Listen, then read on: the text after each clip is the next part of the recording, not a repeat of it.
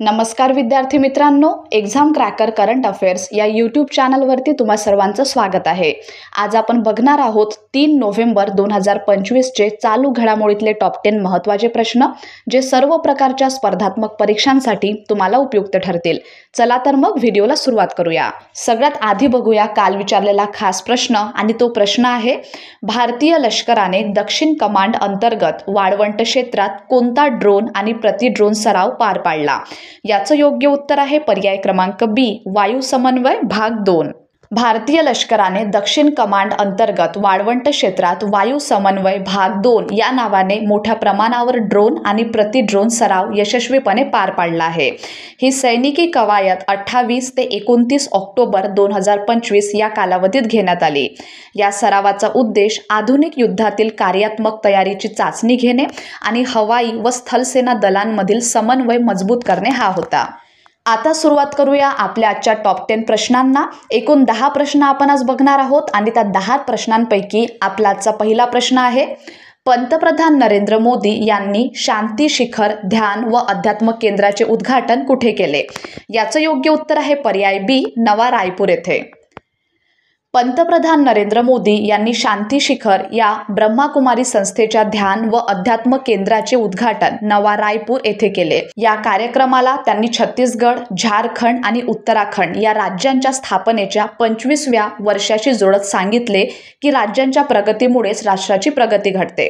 पंतप्रधानांनी ब्रह्माकुमारी संस्थेच्या सेवाभाव, शिस्त आणि आध्यात्मिक योगदानाचे कौतुक करताना सांगितले की त्यांच्या या संस्थेशी दीर्घकाळापासून आत्मीय संबंध आहे। त्यांनी शांती शिखर केंद्राला जागतिक शांततेचे केंद्रस्थान असे संबोधले। दुसरा प्रश्न आहे, अमेरिका आणि चीनमधील लष्करी संवादासंबंधी कराराची घोषणा कोणत्या देशात आयोजित एशियन परिषदेत करण्यात आली? याचं योग्य उत्तर आहे पर्याय बी, मलेशिया। अमेरिकेचे संरक्षण सचिव पीट हेगसेथ आणि चीनचे संरक्षण मंत्री ॲडमिरल डोंग जून यांनी दोन्ही देशादरम्यान संभाव्य संघर्ष टाळण्यासाठी थेट लष्करी संवाद प्रणाली म्हणजेच डायरेक्ट मिलिटरी कम्युनिकेशन चॅनल स्थापन करण्यास सहमती दर्शवली आहे। ही निर्णय प्रक्रिया मलेशियामध्ये झालेल्या एशियन संरक्षण मंत्र्यांच्या बैठक प्लसच्या दरम्यान झालेल्या द्विपक्षीय चर्चेत अंतिम करण्यात आली। प्रश्न तिसरा आहे, एम्प्लॉईज एनरोलमेंट स्कीम 2025चे उद्घाटन कोणी केले? तर तिसऱ्या प्रश्नाचं योग्य उत्तर आहे पर्याय क्रमांक बी, डॉक्टर मनसुख मांडविया। केंद्रीय मंत्री डॉक्टर मनसुख मांडविया यांनी नवी दिल्ली येथे कर्मचारी भविष्य निर्वाह निधी संघटनेच्या 73व्या स्थापना दिनानिमित्त एम्प्लॉईज एनरोलमेंट स्कीम 2025 या योजनेचा शुभारंभ केला। या योजनेअंतर्गत 1 नोव्हेंबर 2025 ते 30 एप्रिल 2026 या 6 महिन्यांच्या कालावधीत नियोक्त्यांना 2017 ते 2025 दरम्यान राहून केलेल्या कर्मचाऱ्यांची नोंदणी करून EPF कायदा 1952 अंतर्गत नियमबद्धता नियमित करण्याची संधी देण्यात आली आहे। या योजनेनुसार कर्मचाऱ्यांचा हिस्सा माफ करण्यात येईल, तर नियोक्त्यांना त्यांचा हिस्सा, व्याज, प्रशासकीय शुल्क आणि ₹100 दंड भरावा लागेल। चौथा प्रश्न आहे, खालीलपैकी कोणत्या नेत्याला बांगलादेशच्या गुन्हे अन्वेषण विभागाने म्हणजे CIDने भगोडा म्हणून घोषित केले आहे? तर याचं योग्य उत्तर आहे पर्याय ए, शेख हसीना। बांगलादेशच्या गुन्हे अन्वेषण विभागाने माजी पंतप्रधान शेख हसीना यांना अधिकृतपणे भगोडा घोषित केले आहे। हे प्रकरण जॉय बांगला ब्रिगेड या प्लॅटफॉर्मशी संबंधित राजद्रोहाच्या आरोपांशी निगडीत आहे।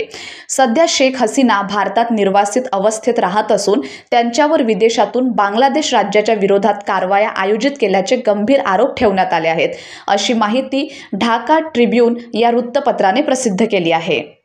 पाचवा प्रश्न आहे, खालीलपैकी कोणत्या क्रिकेटपटूने न्यूझीलंडकडून T20 आंतरराष्ट्रीय क्रिकेटमधून निवृत्तीची घोषणा केली आहे? तर याचं बरोबर उत्तर आहे पर्याय क्रमांक ए, केन विल्यमसन। न्यूझीलंडचा दिग्गज फलंदाज केन विल्यमसन यांनी T20 आंतरराष्ट्रीय क्रिकेटमधून निवृत्तीची घोषणा केली आहे। या निर्णयाने त्यांनी न्यूझीलंड संघासाठीच्या आपल्या गौरवशाली T20 कारकिर्दीचा शेवट केला असून पुढील वर्षीच्या T20 विश्वचषकासाठी संघाला नव्याने योजना आखण्यास मदत होईल। 35 वर्षीय विल्यमसन हे न्यूझीलंडचे दुसऱ्या क्रमांकाचे सर्वाधिक धावा करणारे T20 फलंदाज आहेत आणि त्यांनी आपल्या शांत नेतृत्व, सातत्यपूर्ण कामगिरी आणि धोरणात्मक बुद्धिमत्तेने ओळख निर्माण केली आहे। 6वा प्रश्न आहे, रशियाने अलीकडे कोणत्या देशाला मागे टाकत भारताचा सर्वात मोठा सूर्यफूल तेल पुरवठादार म्हणून स्थान मिळवले आहे? तर या प्रश्नाचं योग्य उत्तर आहे पर्याय बी, युक्रेन. रशियाने स्थिर पुरवठा मार्ग आणि स्पर्धात्मक किमतीमुळे युक्रेनला मागे टाकत भारताचा सर्वात मोठा सूर्यफूल तेल पुरवठादार म्हणून स्थान मिळवले आहे. औद्योगिक आकडेवारीनुसार गेल्या 4 वर्षात भारताला होणाऱ्या रशियन सूर्यफूल तेलाच्या पुरवठ्यात 12 पट वाढ झाली असून आता रशियाचा वाटा भारताच्या एकूण आयातीपैकी जवळपास 56% आहे. या बदलामुळे युक्रेनमधील विस्कळीत व्यापार मार्गाचा परिणाम आणि आवश्यक वस्तूंचा पुरवठा साखळीतील विश्वासार्हतेकडे भारताचा कल स्पष्टपणे दिसून येतो. प्रश्न 7वा आहे, अलीकडे कोणत्या तलावाचा देशाच्या 94वा रामसर स्थळ म्हणून समावेश करण्यात आला आहे? याचं योग्य उत्तर आहे पर्याय बी, गोगाबिल तलाव. भारताने आंतरराष्ट्रीय स्तरावर मान्यताप्राप्त ओलसर भूमींच्या जाळ्याचा विस्तार करत बिहारमधील गोगाबिल तलाव याचा देशाच्या YouTube चॅनल रामसर स्थळांचा समावेश केला आहे. आज आपण बघणार आहोत भारताच्या जागतिक रामसर कराराअंतर्गत ओलसर भूमी संवर्धनाबाबतचे प्रश्न सातत्यपूर्ण वचन स्पर्धात्मक परीक्षांसाठी महत्त्वपूर्ण टप्पा दर्शवते. चला तर गंगा आणि महानंदा नद्यांच्या दरम्यान कटिहार जिल्ह्यात वसलेला हा ऑक्सबो लेक बिहारचा पहिला सामुदायिक राखीव क्षेत्र आहे, ज्याचे व्यवस्थापन स्थानिक समुदायांद्वारे केले जाते आणि तो एक अत्यंत महत्त्वाचा पर्यावरणीय अधिवास आहे. 8वा प्रश्न आहे, अलीकडे कुष्ठरोगाला अधिसूचित आजार म्हणून जाहीर करणारे पहिले राज्य कोणते? तर याचं योग्य उत्तर आहे पर्याय क्रमांक सी, महाराष्ट्र. महाराष्ट्राने कुष्ठरोग म्हणजेच लेप्रसीला अधिसूचित आजार म्हणजेच नोटिफिएबल डिझीज म्हणून घोषित केले आहे. या निर्णयानुसार कुष्ठरोगाचे सर्व निदान झालेले प्रकरणे आरोग्य अधिकाऱ्यांना अनिवार्यपणे कळविणे बंधनकारक असेल, जेणेकरून देखरेख प्रणाली बळकट होईल तसेच लवकर निदान, उपचार आणि प्रतिबंध अधिक प्रभावीपणे करता येईल. राज्य सरकारने सांगितले की हा उपक्रम भारत सरकार आणि जागतिक आरोग्य संघटना यांच्या धोरणांशी सुसंगत असून संक्रमण रोखणे आणि विलंबाने निदानामुळे होणाऱ्या अपंगत्वावर नियंत्रण मिळवणे हा त्यामागील उद्देश आहे. प्रश्न 9वा आहे, अमेरिकन नागरिकत्व आणि स्थलांतर सेवा यांनी कोणत्या प्रकारच्या पेमेंट पद्धती बंद केल्या आहेत? तर याचं योग्य उत्तर आहे पर्याय क्रमांक सी, धनादेश आणि मनी ऑर्डर. अमेरिकन नागरिकत्व आणि स्थलांतर सेवा यांनी धनादेश आणि मनी ऑर्डरद्वारे होणाऱ्या देयकाची पद्धत बंद केली आहे. आता सर्व स्थलांतर अर्जासाठी फॉर्म G-1650 द्वारे इलेक्ट्रॉनिक डेबिटद्वारेच पेमेंट करणे अनिवार्य करण्यात आले आहे. या निर्णयाचा उद्देश प्रक्रिया अधिक सुलभ करणे, फसवणुकीचा धोका कमी करणे आणि कार्यक्षमता वाढवणे हा आहे. USCISचे प्रवक्ते मॅथ्यू जे ट्रॅगेसर यांनी सांगितले की या बदलामुळे व्यवहार अधिक सुरक्षित, जलद आणि विश्वसनीय होतील आणि जुन्या हाताने चालवल्या जाणाऱ्या पद्धतींची जागा आधुनिक प्रणाली घेईल. प्रश्न 10वा आहे, इस्रो कोणत्या ठिकाणाहून GSAT-7R उपग्रहाचे प्रक्षेपण करणार आहेत? तर 10व्या प्रश्नाचं योग्य उत्तर आहे पर्याय क्रमांक बी, श्रीहरिकोटा.